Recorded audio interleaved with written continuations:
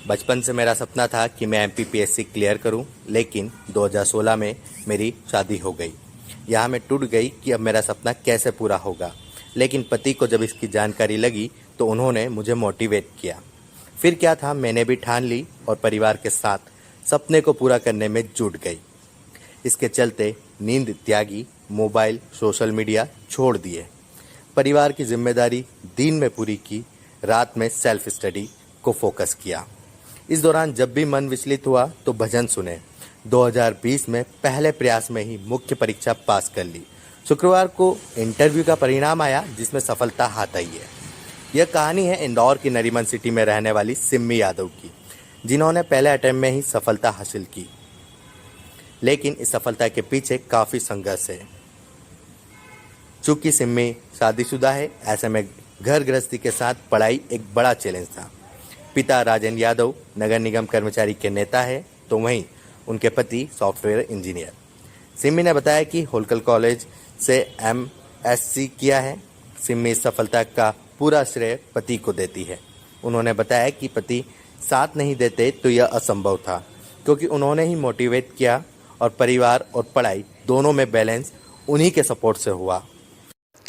देखिए, एमपीपीएससी में जो सिलेक्शन होना एक बहुत बड़ा मैराथन है एमपीपीएससी, जिसमें प्री, मेंस और फिर हम इंटरव्यू तक पहुंचते हैं। तो काफ़ी कुछ जो है वो मेहनत मुझे करनी पड़ी और आज फाइनली जो है मैं यहाँ पर पहुंची हूँ। किसको श्रेय देना चाहेंगे मैम इसको? मैं अपने परिवार को इसमें श्रेय देना चाहूँगी। मेरे हस्बैंड हैं जिन्होंने मुझे मोटिवेट किया, क्योंकि मैंने पीएससी की जो तैयारी थी वो अपने शादी के बाद ही की, अपने हस्बैंड के मोटिवेशन से ही की थी।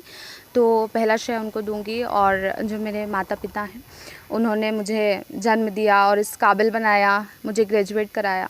अपने गुरुजनों को, जिन्होंने मुझे ऐसी शिक्षा दी और सही मार्गदर्शन दिया, मेरे मित्रगण हैं, मेरे मेंटर्स हैं, उन सभी को मैं इसका मिला जुला श्रेय देना चाहूँगी। मैम, आप शादीशुदा भी हैं और एमपीपीएससी की पढ़ाई एक चुनौतीपूर्ण पढ़ाई होती है, तो किस तरह से सामंजस्य आपने बिठाया इसमें?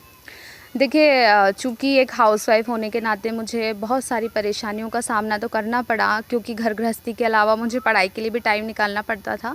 तो शुरुआती तौर पर जब प्री होता था, एक्चुअल में मैंने साल भर तक बहुत कठिन मेहनत करके प्री, मेंस इन सब की तैयारी करके रख ली थी। अपने शॉर्ट नोट्स बना लिए थे, जो कि किसी भी एग्ज़ाम को क्रैक करने का पहला जो है वो स्टेप होता है। अगर आपके पास शॉर्ट नोट नहीं है तो आप वैसे ही बाहर हो।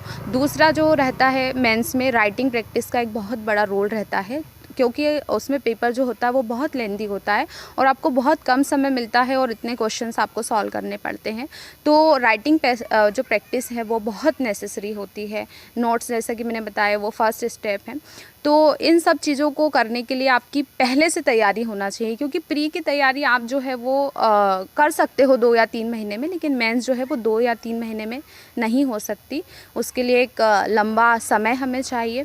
और जब फिर एग्ज़ाम आती है, मेंस की एग्ज़ाम आती है, तो उसके 3 महीने 4 महीने पहले का जो समय होता है, उसमें 12-12 घंटे, 14-14 घंटे भी मैंने पढ़ाई की है और राइटिंग प्रैक्टिस की है, ताकि मैं पूरा पेपर अटेम्प्ट कर आऊँ, और मैं करके भी आई थी।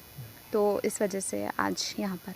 मैम, आपको उम्मीद थी कि आप जो है लिस्ट में अपना जो है नाम दर्ज कर पाएंगे? जी, मुझे बिल्कुल पूरी उम्मीद थी। जब मैं इंटरव्यू देकर भी बाहर आई थी तो हँसते हुए बाहर आई थी, तो मुझे बिल्कुल उम्मीद थी। लेकिन मुझे ये उम्मीद नहीं थी कि मेरी 3rd रैंक लग जाएगी। मुझे ये उम्मीद थी कि 2nd क्लास पोस्ट कोई सी मिलेगी। लेकिन जो ईश्वर करता है, ईश्वर का आशीर्वाद और सभी का आशीर्वाद रहा और जो है 3rd रैंक लगी। आप आगे क्या करने जा रहे हैं मैम? आगे देखिए, अभी मैंने यूपीएससी के बारे में सोचा है, लेकिन फ़िलहाल जो है मैं अभी एमपीपीएससी के थ्रू जो मुझे पोस्ट मिली है, एमपी जो है मेरी जन्मभूमि है, तो मैं यहाँ के लिए ही काम करना जो है वो मेरी प्राथमिकता होगी। मैम,